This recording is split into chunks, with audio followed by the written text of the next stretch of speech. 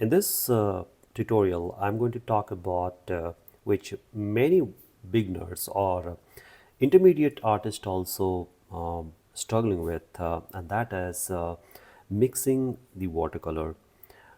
So there is a two aspect of it. One is how basically you are mixing color on plate, and the second one is how you are mixing color on the paper. So we'll talk about this, and we'll try to understand how to get this right.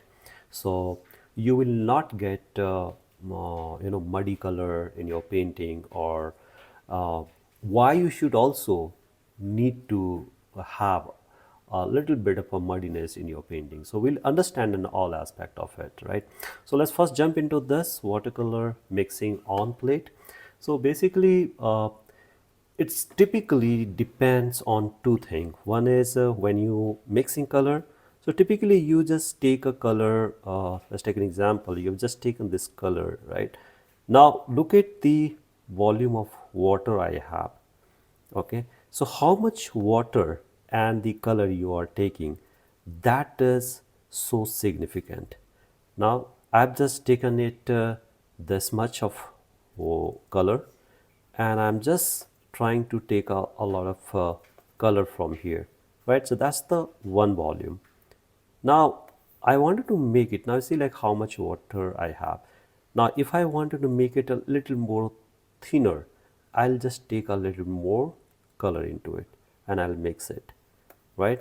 So that's the first thing when you are just taking it color, like a single color.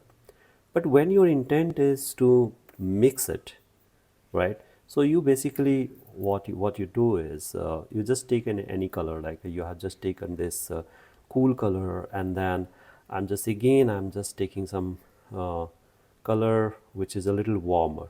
So we'll come to this how we are basically taking using the cool and the warm color and what is the consequences of it. But right now I'll just stick with the same thing, like cool color. So I've just taken this color, and probably I'll just take a little bit of green color and I'll mix it here. Okay, now see like how much water I'm just taking it. So I've just taken, since it is a little lighter, so I've just mixed this here. Okay, now see like the water is become, I mean this mix, I've just mixed this color, and it becomes more like a turquoise sort of color, right? Now you also see the water, there's a lot of water in my plate, right? It becomes a very light, very liquid. Okay, this is enough. I mean, this is required when you feel you need to cover almost like in a big piece of area where you want to make a lot of water into it. But imagine that you wanted to make it in a smaller place, right? A smaller area where you need to do it. So at that point of time, you need to make this a little thicker. Like I've just taken this color. There's no much water in my brush. I've just taken it here. Now see, like, can you see this? That's water is actually flowing here, and here it's getting sticked, right? That means it doesn't have a much water in my brush. And now I've just taken the same. I've not taken the color. I mean water. I've just taken the color here directly, and I just mixed it here. Now see the difference between this and this too. Okay, this becomes a very liquid in nature, whereas this becomes a sticky. Why we need this and where we need this? Wherever we feel we need a darker pigment or the color shouldn't flow, that point of time, so you can use it. So you'll have a darker pigment, and we are actually mixing it. This is the place where most of the beginners are actually struggling with. So what basically they come across is such situation where they just take a color like this, and wherever it is required to have the color mixing something like this, they will go for something like this, a lighter. There's a lot of water. So when you mix your color, the water makes so much of importance. That's the number one rule: the volume of color and the volume of your water. That's so important for you to learn and practice. Now let's take an example. The same thing. I've just take this color, and I'm just making. Let's say I'm just making some some shape here, or maybe one building sort of thing. Okay, and now I've just taken this color, and now at this point of time when I'm just going down, I want to make it lighter. So I've just poured a little bit of water into it. This color is same. Now it becomes similar like this, and now I'm just going like this. Okay,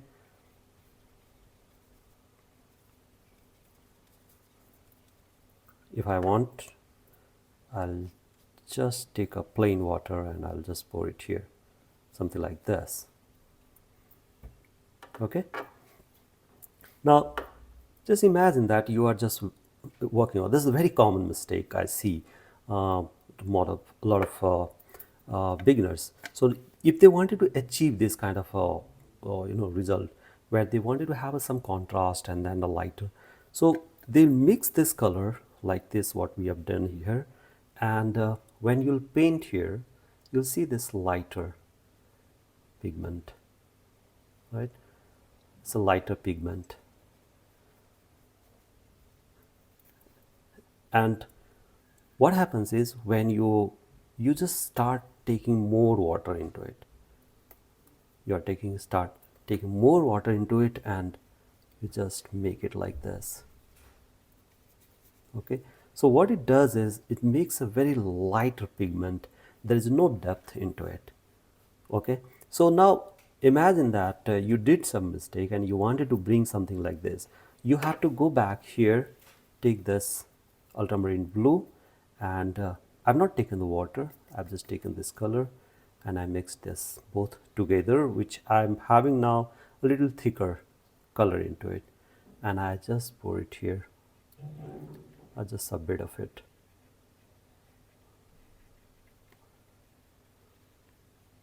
Okay,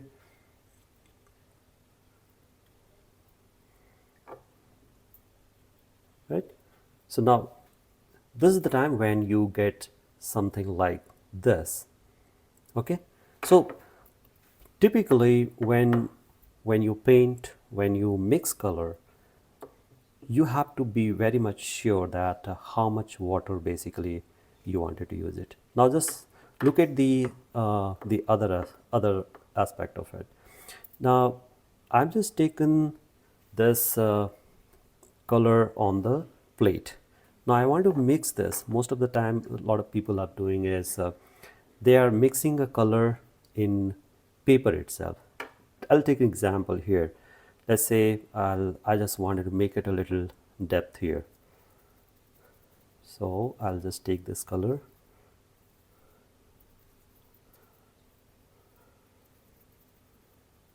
and I'll just make it color here. Now what happens is when you are just doing something like this, you are actually mixing. You have already given here the color, you have already applied here, and you are actually mixing color here. Okay, there's nothing wrong in it. I mean, you can just do that. Okay, but the problem here, especially for the beginners, is that when you do certain kind of work, lot many times it happens that you will have a little bit of bubbling on your paper, because you are actually trying to mix everything together on the paper. Especially, I mean, you can do that when you have a certain experience in it, I mean, with this medium. But initially when you just do something like this, I would recommend you to do whatever the mixing you are doing it here, do it here itself. Let's take an example. I've just taken this uh, the olive green here. Okay, I've just taken the olive green here, and I want to make this a little more darker pigment, so I've just taken a little bit of ultramarine blue here, and I made this a little darker. Okay, at the same time I also wanted to have this color shouldn't be completely fluid like this. I wanted to have a little bit of uh, thickness, so I'll have a bit of holdness on the paper. So imagine that I'm just making this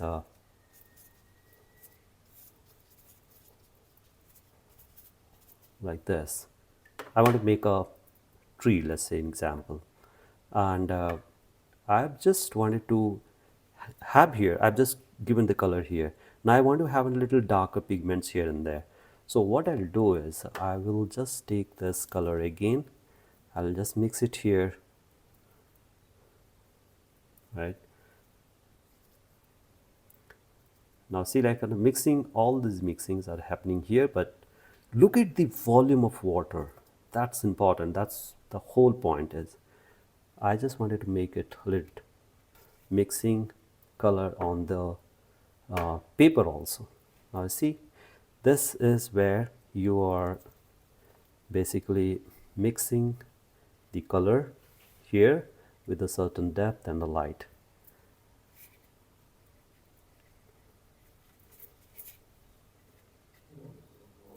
Now same thing here,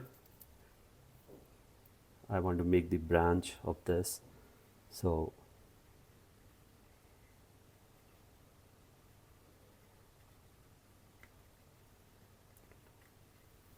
what happens is certain things you are actually working on the plate and certain thing you are working on. It's completely based on what the subject actually you are painting, right? So there might be a lot many other way you can just do all of that thing, right? Now this is the point. Now the another thing is when you are mixing a color, you are most of the time you have seen that your color is becoming muddy. It doesn't have any little life, or it's not so vibrant.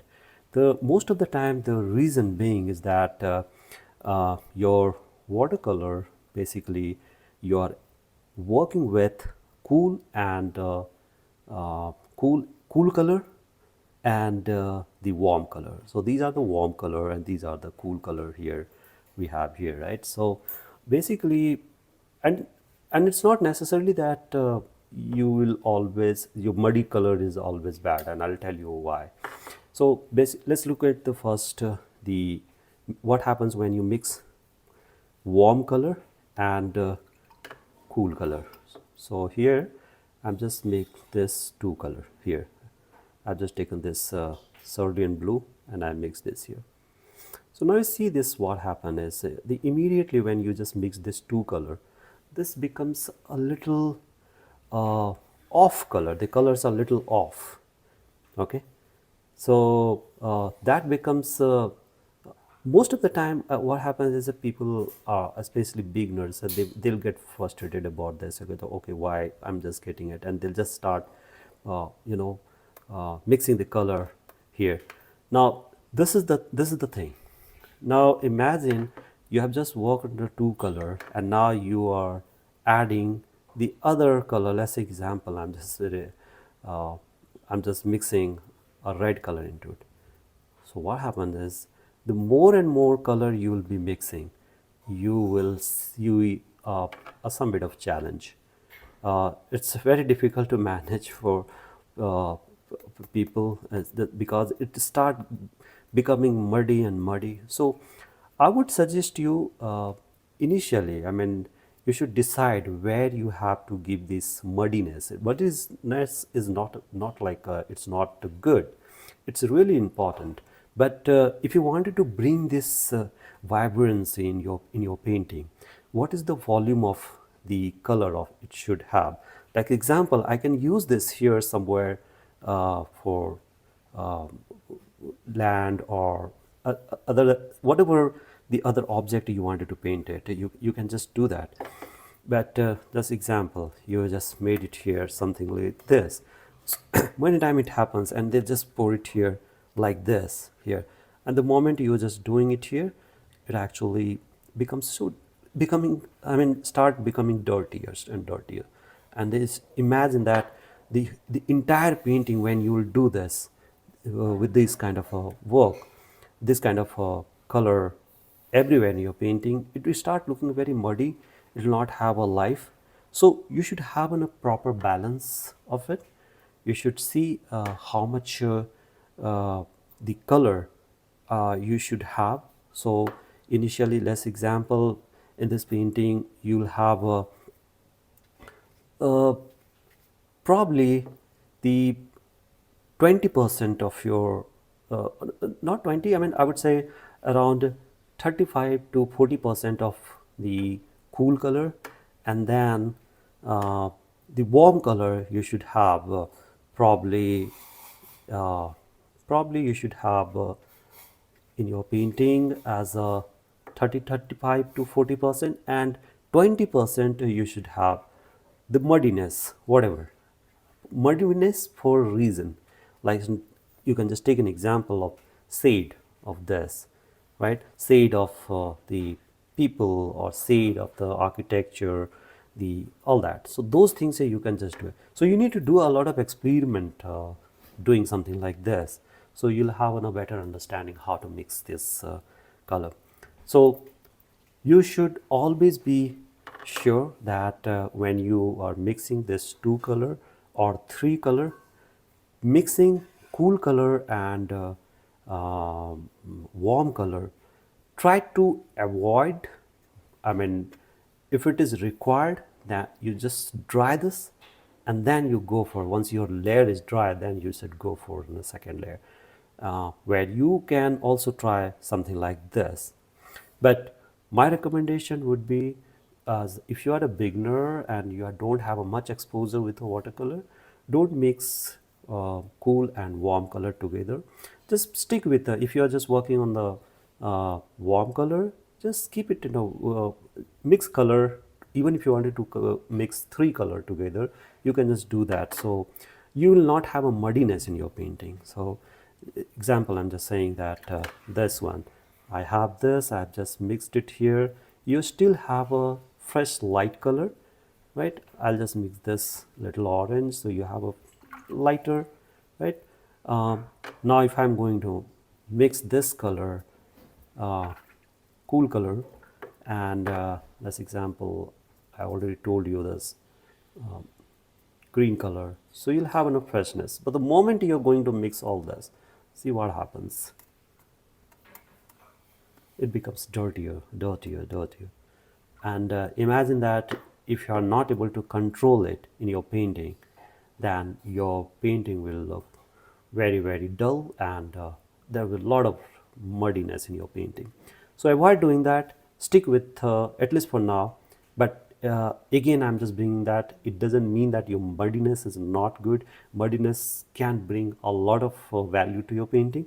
But if you are a beginner, you should avoid doing this. And if you wanted to experiment, just do some experiment on the paper, like what I'm just doing it here with the waste paper. Just do some certain like things and see how things are actually coming it out.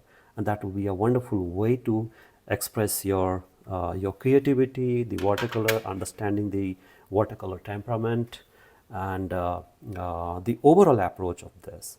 So I think this is very important for you to understand the color. And of course, I told you the water, how much water, because this is so important, how much water and the color you should mix. What is the volume of water you should have, how much water your brush should hold. That's so important. If you just take this color water so much and you mix it becomes very lighter. You must have seen your most of the painting that because of the so much of water, your painting looks very light, very light. So just pour it here. How much water you want to take it? Just take it here and just mop it out, or then you go for color. Just take it here, so you will not have much water in your brush. But suppose if you want more water, just take it, go and take it from here and just mix it here. So that will be great idea to have this. All right. So thank you so much, and please check my Patreon membership if you wanted to learn and grow with watercolor. You will have an amazing time. There is a lot of learning and activities. There is a lot of time benefit. There is a very strong watercolor art community like you. Many people over there who are just learning and improving their watercolor journey. So thank you so much being with me, and I'll be coming with a new video very soon. Till then, take care and enjoy your painting.